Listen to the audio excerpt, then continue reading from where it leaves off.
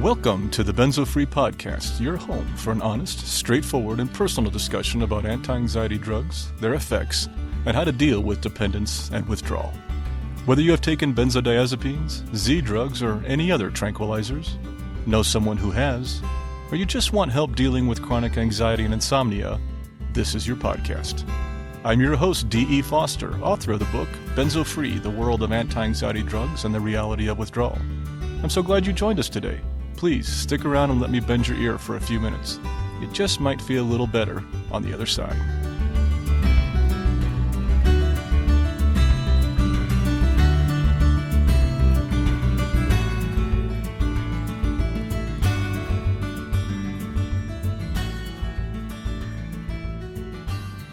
Hello there, this is Dee and welcome to episode 39 of the Benzo Free Podcast. You know, I'd like to start off with a CNN special from this past Sunday on October 6th. As many of you know, This Is Life with Lisa Ling featured benzos as their topic on Sunday. Now, unfortunately, I don't have cable or satellite or whatever, so I had a neighbor tape it for me and I watched it yesterday. Now, I know many of you have your own opinions about how it went, and I'm not about to open up a debate here, but I would like to mention a few things. Many of you might have noticed, first off, that the Ashton Manual was never mentioned. In fact, I think most people who watched it think that if they want to taper, they have to reach out to someone in Australia now.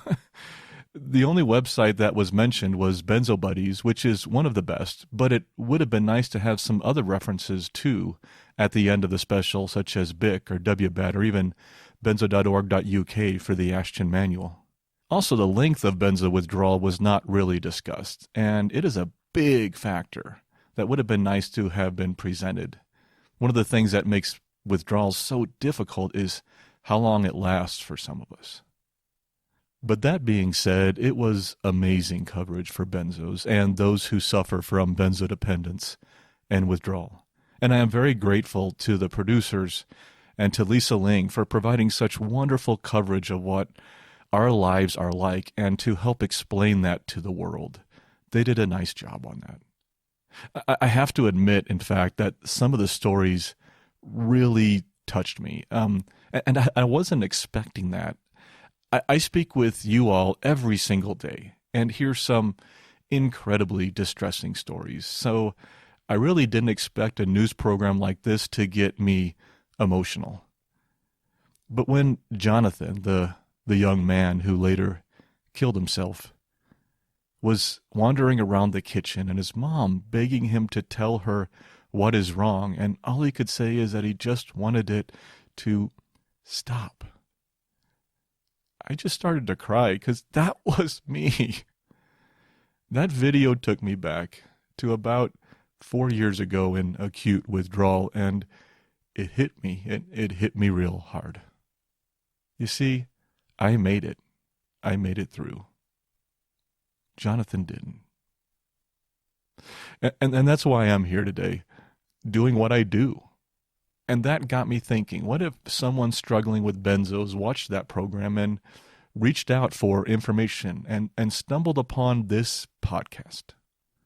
Well, thinking of that, I just want to say one thing to that person. Welcome.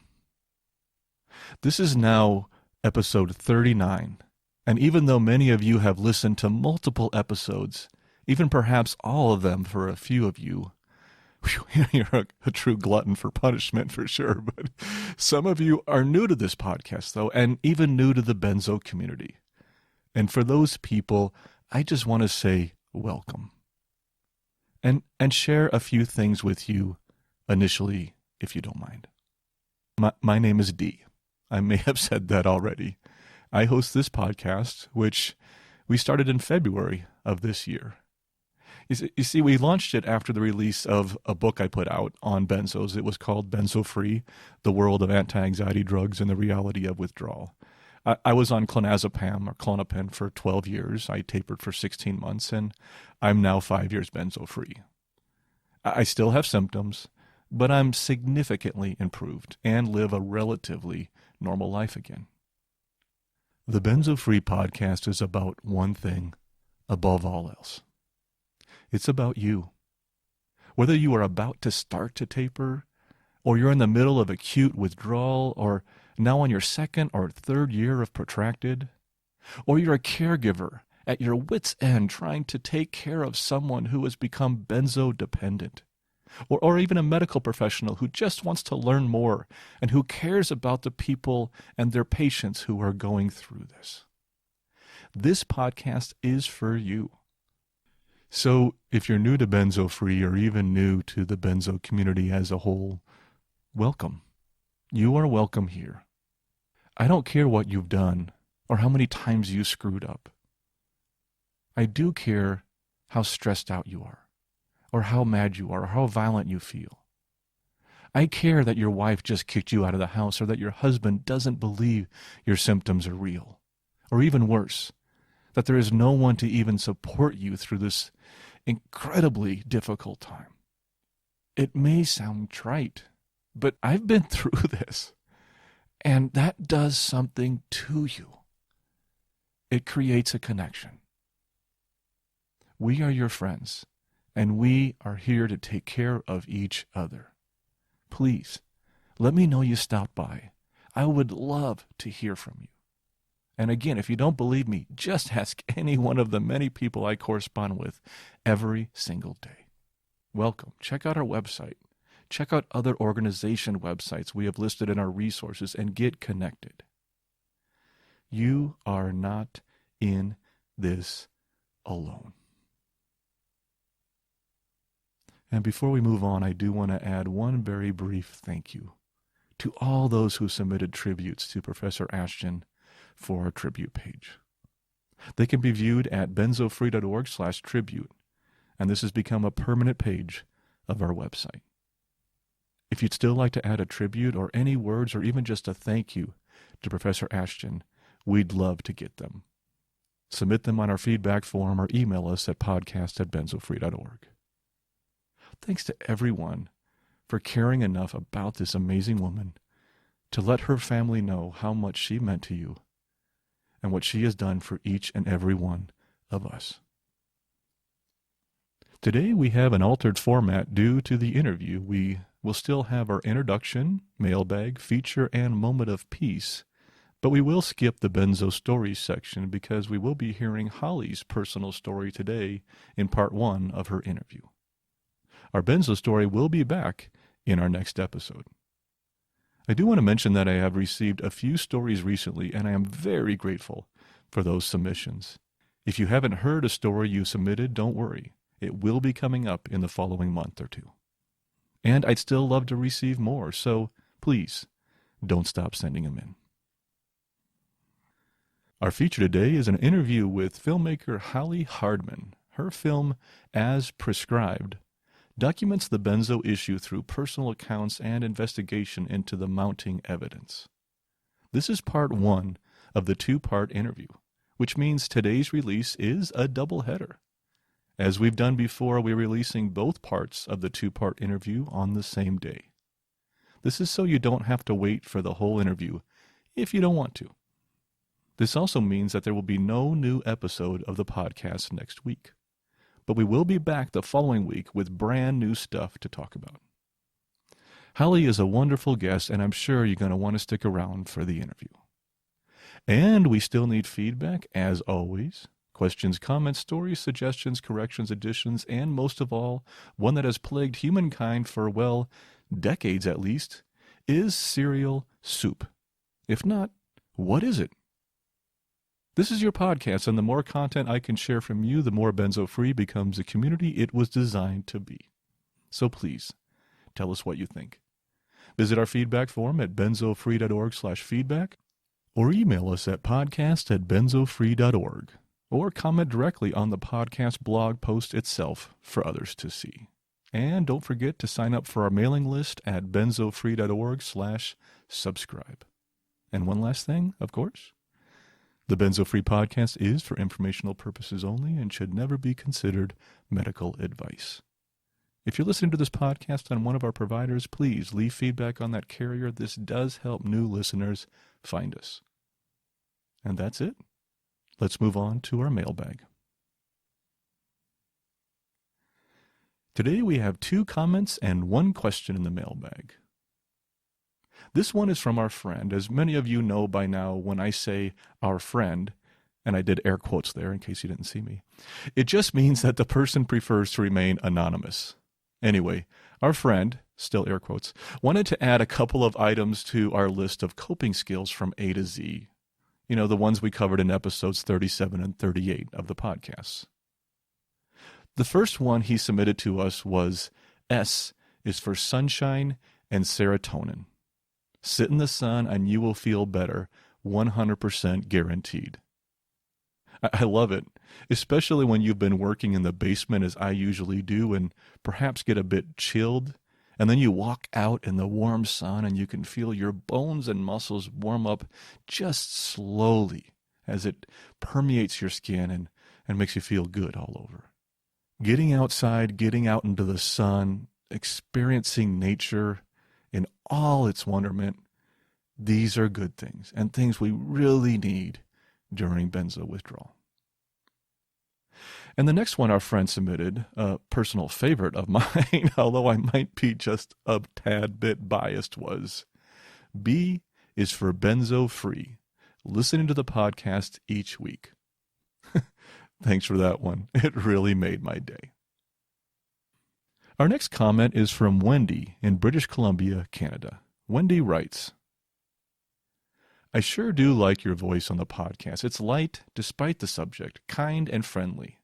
Thanks. Something a bit far out that I'm finding useful when I feel tension in my stomach. I fairly lightly but snugly wrap a long ace bandage around my middle, covering the area between my belt and bra. This gives me a feeling of support and security there, so that I don't have to hold it tense. I recall as a pretty young kid that I held my gut tight, and I wonder if this is related to many food sensitivities. I'm guessing that the GABA receptors in the gut might benefit from the safe sensation that this wrapping gives me. I just put it on when I'm noticing tension there and don't use it other times. Sometimes I wake up with a feeling of agitation in my gut, and this is helpful for that. Feels kind of like a hug in a meaningful place.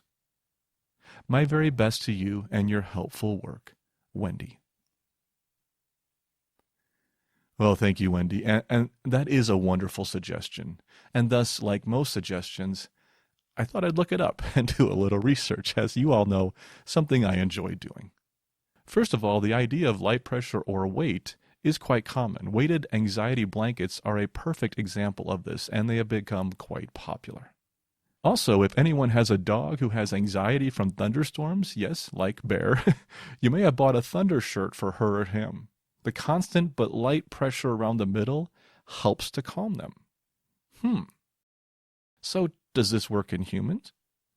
Wendy sure seems to think so. When I searched for this technique, the vast majority of hits were canine related.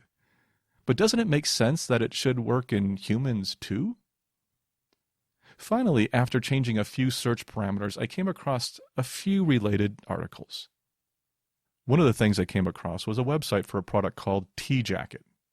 It's a vest for children and adults which provides deep touch pressure, basically stimulating the feeling of a hug, using laterally applied air pressure.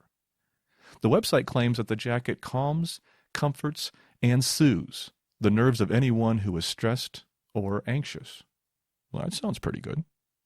So if that works as the website claims, then why not an ace bandage? So back to research. I also came across a site that even talked about a technique in Japan called adult swaddling, where a person is wrapped up in a blanket or piece of fabric with your head tucked in, almost like you've returned to the womb. I'm not sure about that one, but I'm not one to judge. Maybe it works. If anyone has information on this technique for adults with anxiety, please let me know, and I'll be sure to share it on a future podcast. Thanks, Wendy, for the suggestion. You may be onto something there. And the last question we have is from Jean, or maybe Jeannie. Since I usually correspond with each of you on email, I don't always know how to pronounce your names. I'm going to stick with Jean. I hope that's right. Jean says, while listening to last week's podcast, I heard you mention something about not flying. I have serious flying fears and I have to fly tomorrow. I have to be in a plane for 6.5 hours and back again in 2 weeks. I'm trying to make it as easy as possible on myself by staying in a motel near the airport the night before my 6:15 a.m. flight, by having pre-check at TSA, and by resigning myself to not getting involved in the juggle for space in the sardine can. I will be fine, white-knuckled. Oh, the poor soul sitting next to me should I end up having a full-blown panic attack. It's happened more than once. Have you done any podcasting about fear of flying specifically? Gene. Thanks, Gene. This one I struggle with, and I know many of you do too. I think one of the biggest myths about the fear of flying is that it's all based on the fear of crashing. That's only one aspect, and often with benzo brain injury, not the biggest one sometimes. For many of us, especially those I have spoken to through Benzo Free, we have an intense fear of being trapped. Once they close those doors, our options are limited. What if we freak out? What if we're trapped on the tarmac for 2 hours? What if they keep the seatbelt sign on the whole flight and I can't even use the bathroom? What if that crying baby or the man on the cell phone or the woman on her laptop or the couple arguing 2 rows in front, the teen behind kicking my chair, or the kid with the music playing on with no headphones? What if any or all of that just won't stop and I can't handle it? And it can start long before we even reach the plane. TSA, lines, crowds of people everywhere, all in a hurry and stressed, and on and on and on. It's the what ifs that so often make flying so very hard. The fear of flying comes from a variety of sources, and it's a far more complex topic than we can cover in our mailbag today. So let's not. Let's carve it out for a time in a future podcast, perhaps even with traveling in general. I like it. Coming up soon. And that closes our mailbag. Thanks to everyone who sent in comments and questions, and please keep them coming. And now, on to our feature. Today, our feature topic is a conversation with filmmaker Holly Hardman. On Monday, I had the pleasure of speaking with Holly Hardman, director and producer of the upcoming documentary film As Prescribed, which is all about the benzo crisis. Let me tell you a bit about her. Holly Hardman entered the field as a researcher and worked for Rolling Stone, PBS, and 20th Century Fox in the late 1980s. In the early 1990s, Hardman began writing, directing, and producing short films. Her shorts were regulars on the decade's underground film circuit and were distributed by New Day, InSound, and MWF Video. Her first narrative feature, Besotted, was released theatrically by Artistic License Films. Hardman directed and produced her first documentary feature, Good People Go to Hell, Say People Go to Heaven, after the Gulf Coast hurricanes of 2005.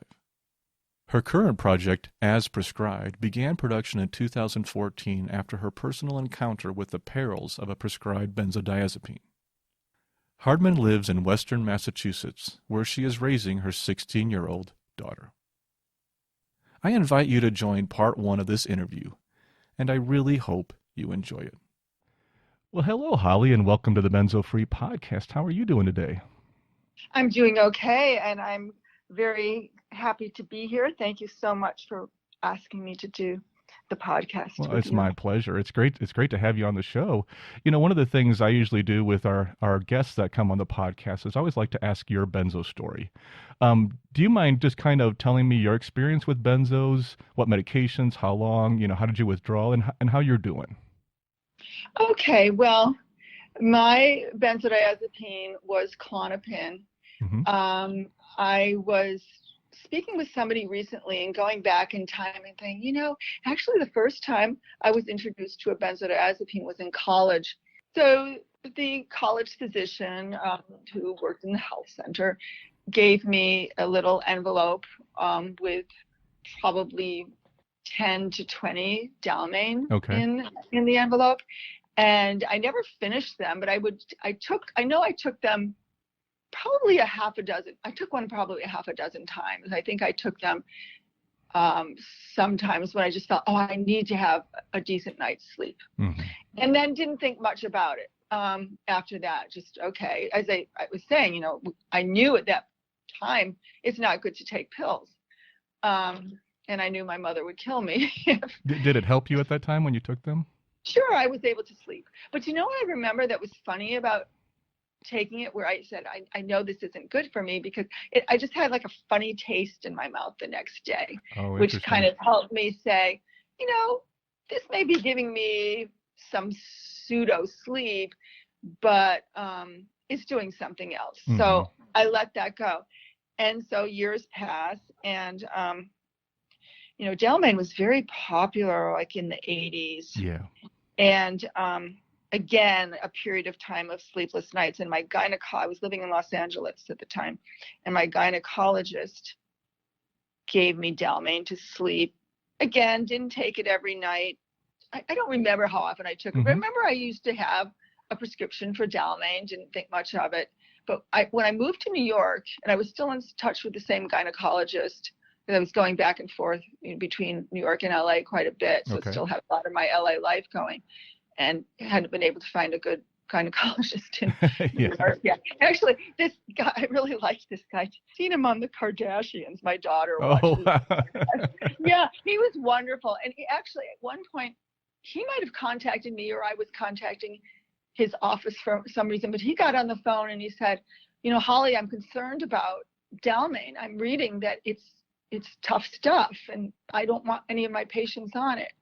So I said, okay. So I stopped, you know, but I wasn't taking it, enough to have, actually, I take that back. You never want to say I wasn't taking it enough.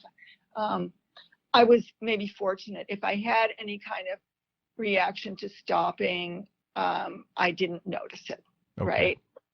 And then there was one other experience I had before I was prescribed Klonopin.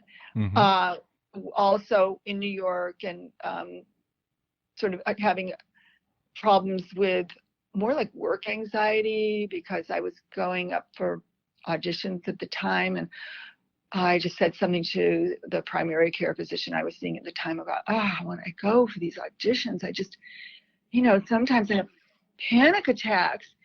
And the primary care physician I was seeing, he had a lot of, entertainment people, theater people, film people, and that were his patients.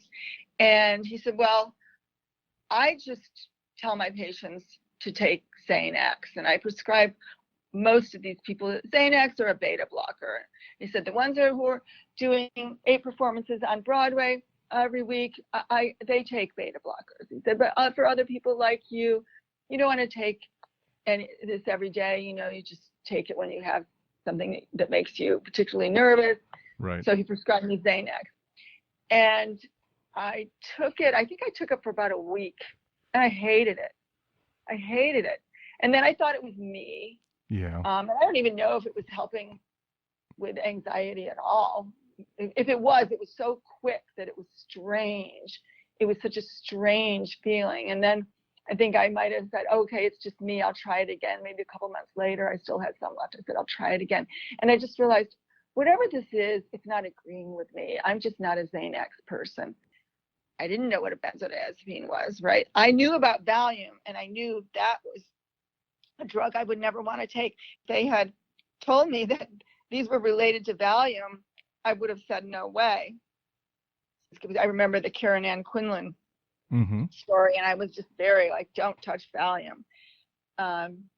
So then what happens is, probably about a year or two after that, I had this flu, and I'm one of those people where it just doesn't get better, and it started affecting me cognitively, and I wasn't taking anything. So this was like a pure, yes, I ended up with chronic fatigue syndrome, ME, and CFSME. But I lived with that. It took quite a while to get to the point where I found a practitioner who was truly helpful. But that same practitioner was the one who prescribed me Klonopin. Oh, no. So in her very good practice, in some ways, it was a very terrible practice because she put all of her chronic fatigue syndrome patients on Klonopin during the day and then Ambien to sleep. For those of us who had sleep problems, because I had insomnia. Yeah. Of course, I had insomnia. I did not have my circadian rhythm was totally off. I wasn't living a life that would support. It was not supporting a really healthy existence. It wasn't not healthy, but I mean, I was just eating junk food. To me, a slice of pizza with spinach on it was a very well-rounded meal. That's health food, yeah. Yeah, I mean, I was eating hot dogs from the corner hot dog stand. Yeah. I mean, of course, I was. Yeah, but in the city, those are so good, though. I know. I haven't eaten one since that. That was 3 years ago. I wouldn't touch it. Yeah, I haven't since I stopped working downtown. But when you work downtown, a hot dog vendor is just hard to. I resist. Yes, it's funny how delicious they are. Oh, they are. Yeah. So, but I ended up, it was not good for my health. Yeah. And so so she prescribed Klonopin, and I asked at the time. That was the one time where I said, I don't know anything about this.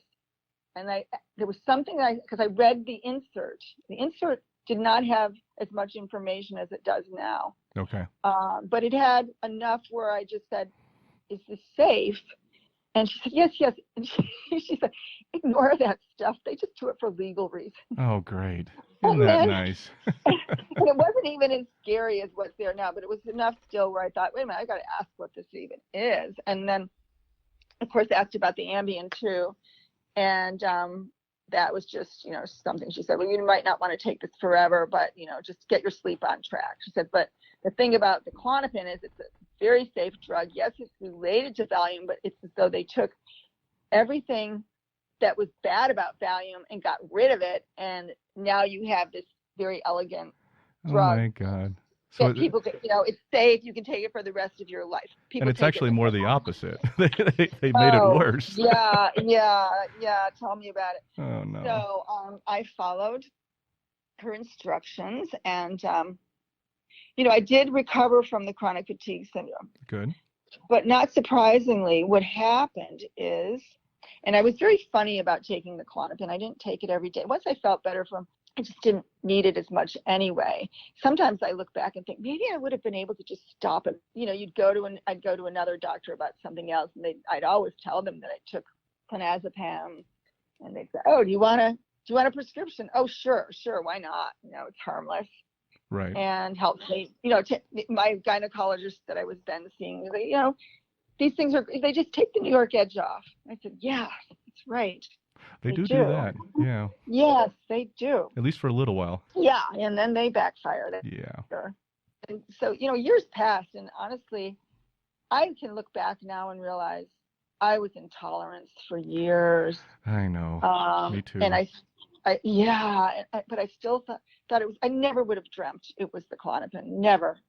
Oh, I can tell you things like I was diagnosed with having metals toxicity, lead and mercury. Yeah. That was a famous doctor, told me to stop taking Klonopin. He said, this is not good stuff.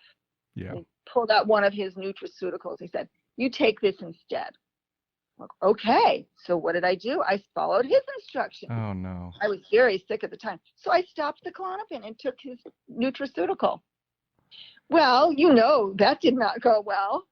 So I was like, I feel worse. I said, he's just trying to sell me this stuff. This is about, instead of giving money to Roche Labs for Klonopin, I give it to him for his nutraceutical formulation, or the company he's working with. So I said, I'll go with the tried and true Klonopin. I'll stick with the tried and true. Yeah. So he was not helpful. And about maybe a couple of years after I saw him, I was still suffering, but also living a very healthy life in the sense I would cycle 7 to 10 miles a day, go on biking trips with my daughter, travel wherever I felt like traveling, able to maintain good relationships. Life was good. And the Klonopin still seemed to be working when I took it, which maybe was, I started taking it more for sleep because I had stopped taking the Ambien, and I didn't even notice anything when I stopped taking the Ambien. So I would take it sometimes to sleep, and then I had developed these terrible driving problems. Like what? Rolling panic attacks, driving, and just thinking, this is, I think, what so many of us do. I just thought, that's me. I guess this is aging, or my life is more stressful than I even realized. Wow, if I'm having all these panic attacks, you have to look at my life, and I didn't look at the Klonopin. But what I did determine at one point was, just being the mother to my daughter, I didn't want to be taking a pill to sleep, for anything. I just said, I almost started to feel, because I wasn't doing anything stressful during, like, there was this week or two period. It was just kind of a calm period at home. And I was thinking, I feel like this is sort of making me feel like I'm a little drugged. So I am going to stop taking this. So that was that. And it was May, and it was toward Memorial Day weekend. And so over Memorial Day weekend, by the Monday, I thought I was going to die, and I was about to call 911 or drive myself to the hospital. Right. And instead, I just Googled stopping Klonopin. And I immediately found so much information. I looked and I said, this is what I've been doing to myself. So I ran into my bathroom, opened the Klonopin bottle, and took one. So I stabilized. Yeah. But from that day forward, that evening, I emailed my prescriber, who was my gynecologist, and I said, I am not going to take this anymore, but I can't just stop, because I had then spent the day.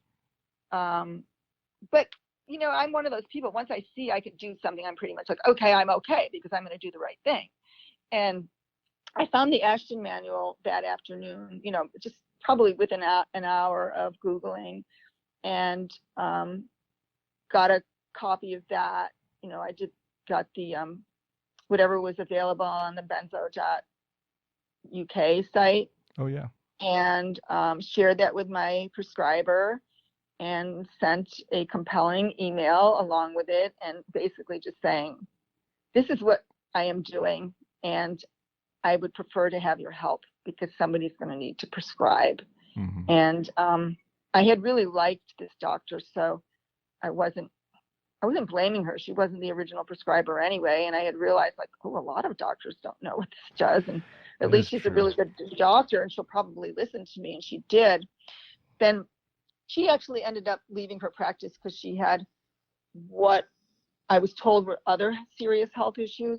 She actually had me go to her partner for a while, who was the one doctor who almost killed me while I was trying to do a safe taper. She once refused to prescribe the clonazepam when I really needed it, because I was doing a safe taper, and I didn't, what it's like. You can't not do the taper. You can't just say, I'll take a break from my taper and not take the pill. You have to do it. And it was the one time I was treated like a drug addict. And they actually, because I think that the doctor didn't want me as a patient, because she kept trying to push, because I wouldn't do what she wanted. She wanted me to take Lexapro. Okay. While I was taping, she says, you're going to need this. And I said, I'm not depressed. That's not my problem. And she said, well, you're going to be. That's accurate, but it's not a great thing to be telling you. I said, I don't think that's a good reason. So They did find me a good primary care physician in New York, who did not prescribe benzodiazepines. And I said, that's great, as long as she will prescribe to me while I'm tapering. So we worked something out. She was wonderful. I did it. Okay. Never had a problem with her office. They were totally open to listening, because what this doctor said to me was, I am learning I have seen from another patient who ended up in the emergency room that something's going on that I didn't learn in medical school. You know, I would rather have that kind of doctor than Yes. almost any. Just the ones who are willing to admit, I don't know enough here, Yeah. but let's figure this out together. That can be the best doctor in the world sometimes. Absolutely, absolutely. So I ended up having a very good experience with her, Oh, good. and so there you go. And the one time after when I had after about a year or two after I completed my taper, she suggested I take gabapentin. I was having some Yep. terrible back problem, and she looked at me, she said, I know you're not going to like to hear this. And I said, you're right. I'm not taking gabapentin. You're right. And yeah, so with her help, I made it off. Oh, well, that's great. You had mentioned at on your website that you had said, quote, sure, I'd like to be at 100%, but I'm not certain that is possible. And now I believe that it does not need to be possible. Could you elaborate on that and what you meant by that? Okay, I can say for me personally, it's because I do continue to have health issues. Mm-hmm. I believe I was one of those people who had such profound HPA axis dysfunction that I don't know that I'll ever be all the way. Can you explain that, okay. what you mean by that? Yeah, okay. I just think on that level of my, endocrine system, my, just my central nervous system, I am compromised. I had a terrible concussion. Ended up with serious post-concussion syndrome, and the neurologist said, you have vulnerability from the history of the benzodiazepine. And now I have Graves' disease, and it was another setback. Yeah. Graves is probably a virus that one of my physicians thinks goes back to the mononucleosis more than the benzodiazepine. Okay. Could be. There are these latent viruses. Mm-hmm. Some of us have. So I think that whole, my original health profile had this this vulnerability in it. So I don't know that I'm ever going to be who I was or who I was meant to be. I shouldn't say who I was meant to be, because now I am who I was meant to be, and I believe that. That was a shift. That was a paradigm shift. That's why I clued into that quote of yours, because I had the same realization. I think we've even chatted about this a little bit on the phone before. But just how, so many people ask me on the podcast, when will I be normal? When will I be my old self? And I'm having trouble telling them, you may never be your old self, but that doesn't have to be a bad thing. I'm a better person than I was. I came out of this better. Yes, I agree wholeheartedly. Oh, good. I think you and I think a little older than you are, but I feel for the younger people going through this, when they don't even get a chance to know who they are, right, what they were meant to be. And so I would say to those young people, just take what you know about yourself that was true, going back to childhood. There's something about everything we had as children. Mm-hmm. We kind of knew who we were and what we were about, and just embrace that. And you will get that back in a more mature, in some ways in a better fashion, like on a really, I don't want to say deep level, on a deeper level of acceptance. It's such a profound change, and such a good change, that people should not fear it. Yeah.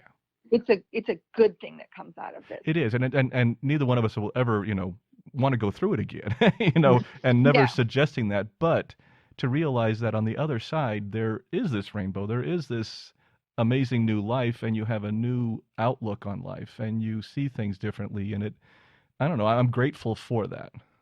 I would agree. I feel a great sense of gratitude as well. Yeah. Yes, I do.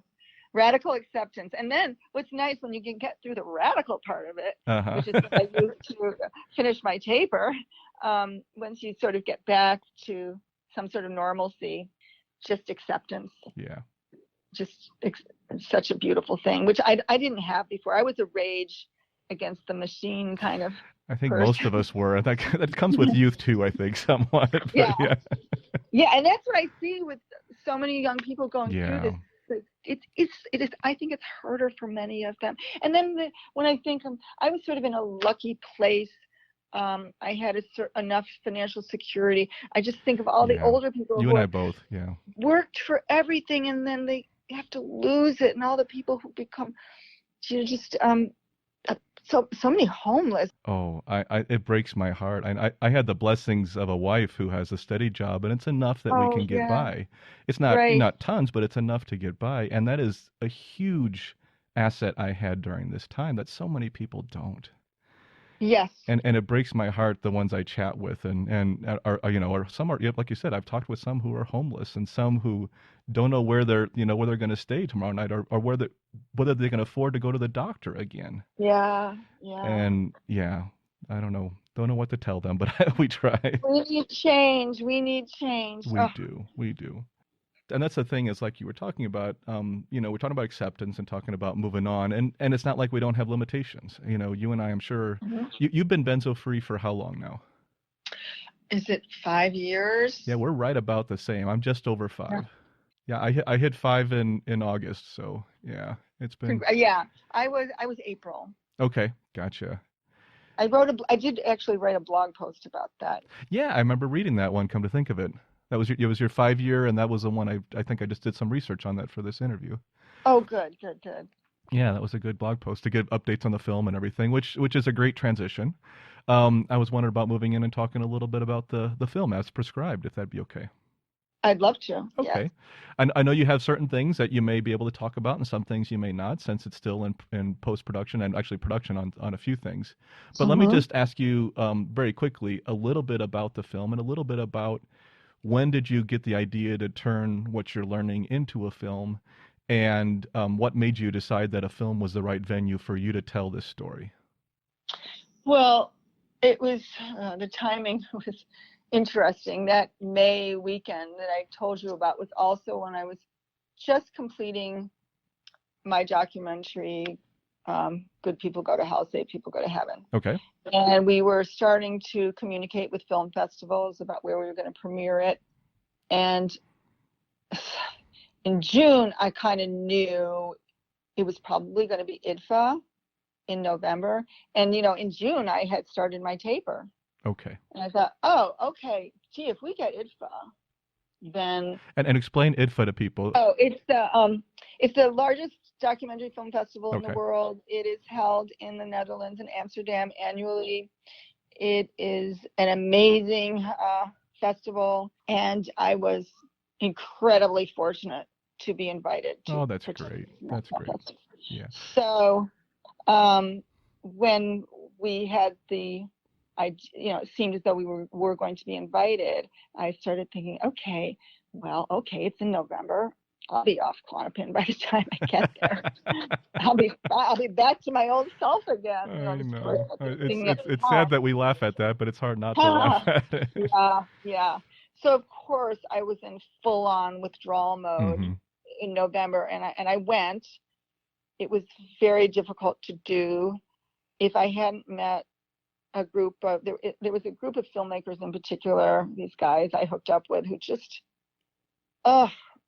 made it, and they didn't know what was going on with me, but they were like these really non-judgmental. Oh, that's great. We were all there with our films, just so excited on one level. On one level, I'm me, and I'm thinking this is the experience of a lifetime. I'm loving every minute of it. And then there's the other part of me that's just like, I can't function.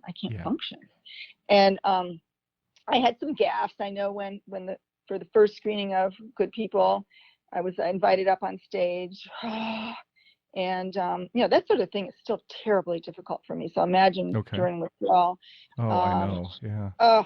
And I didn't, I really didn't do a nice job. I just kind of thanked people.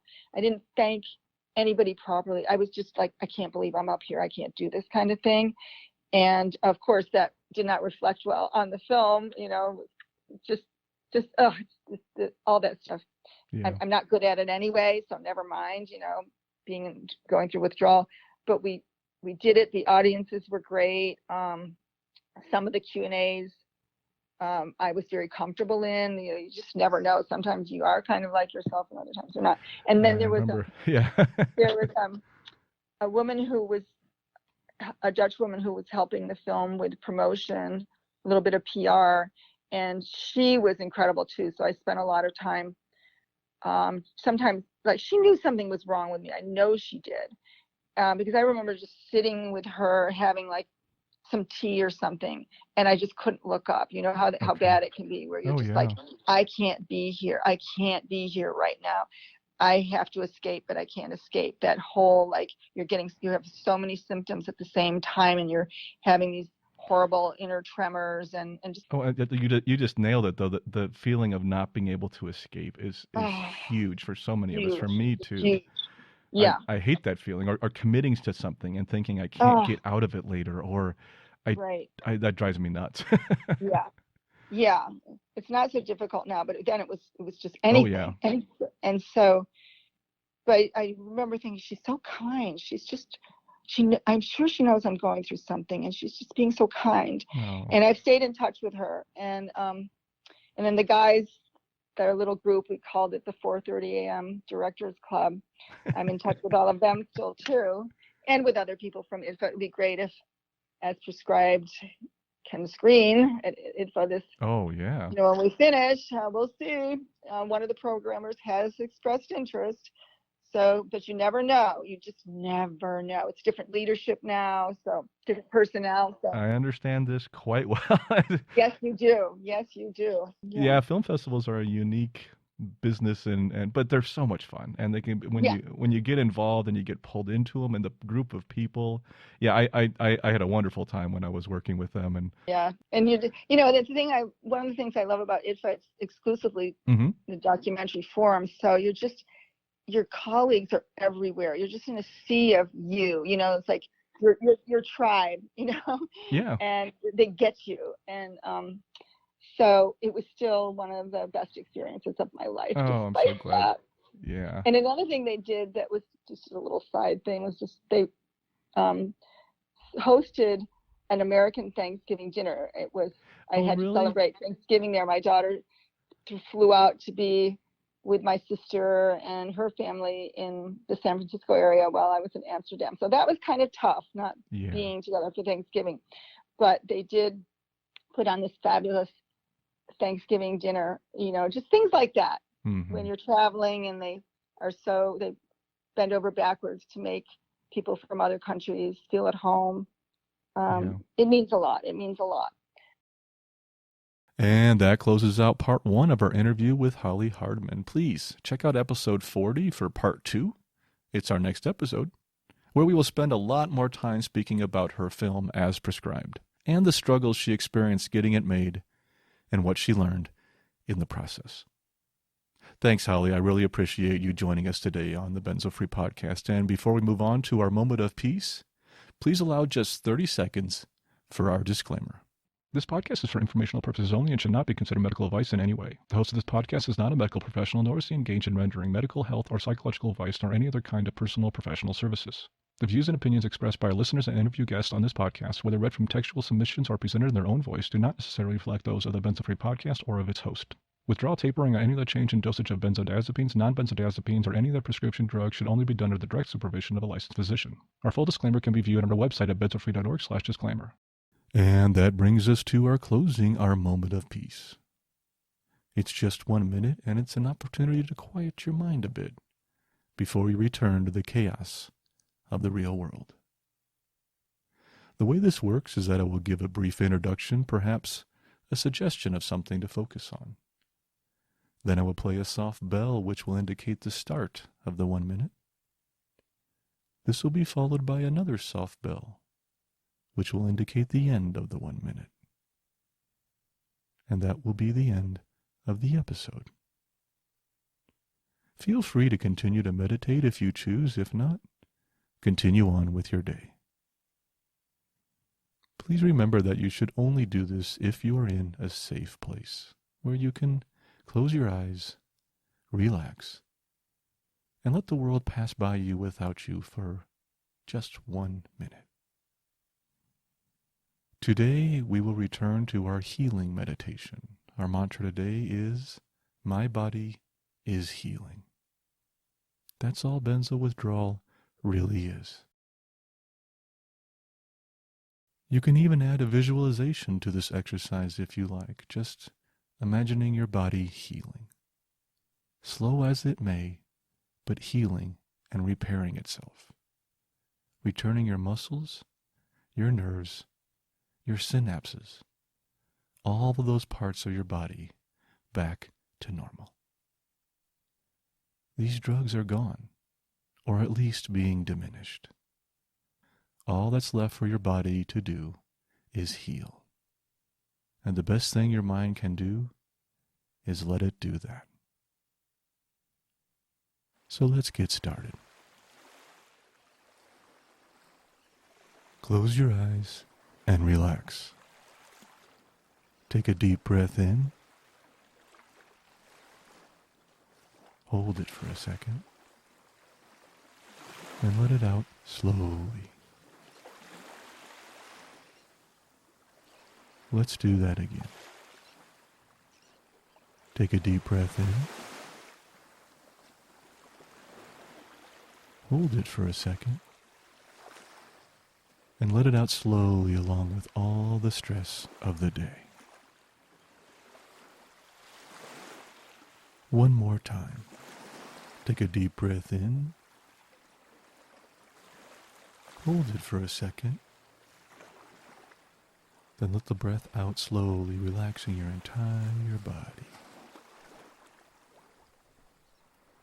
Now just breathe slowly and naturally and say your mantra to yourself. My body is healing. If your mind wanders, just gently bring it back to your mantra. No judgment whatsoever. Continue to do this for 1 minute.